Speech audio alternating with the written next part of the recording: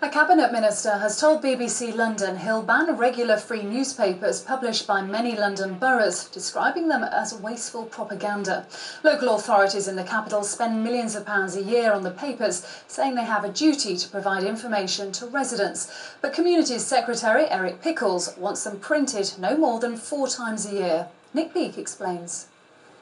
Is this an essential way of telling people what's going on, or Soviet Union-style propaganda? One government minister wants to consign regular council newspapers to history. Eric Pickles says he'll bring in a new law to ban town halls from publishing newspapers more than 4 times a year. It's a process of self-aggrandisement, self-publicity, going on their own particular message. It's not public service, it's propaganda. What we will do is we'll put it on a statutory footing and we will stop these town hall practices. Tower Hamlets spends £1.2 million a year on its weekly paper, but says it makes that money back in advertising revenue.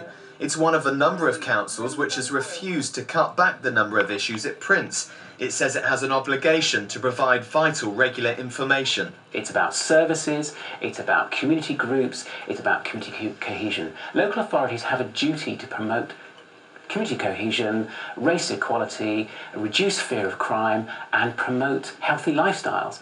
But in Poplar, did people think it was worth it? There's too much of the mayor sitting on it. I don't know what he's trying to promote. If he's got something to say, maybe he should say it once. I think it's blinding, mate. If it weren't for this paper and the opportunities in it, I would not have got my one-bedroom flat. It's a waste of paper, I think, really. They could make it a little bit smaller. It keeps you up to date with all the different things that are changing and a little bit of gossip, not much.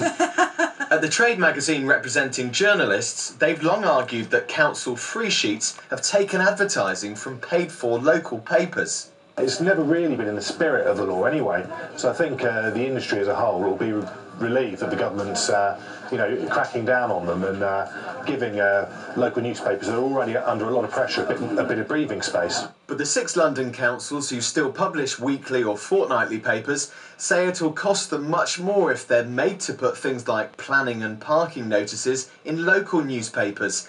They say they'll carry on printing until they're forced to stop. Nick Beake, BBC London News.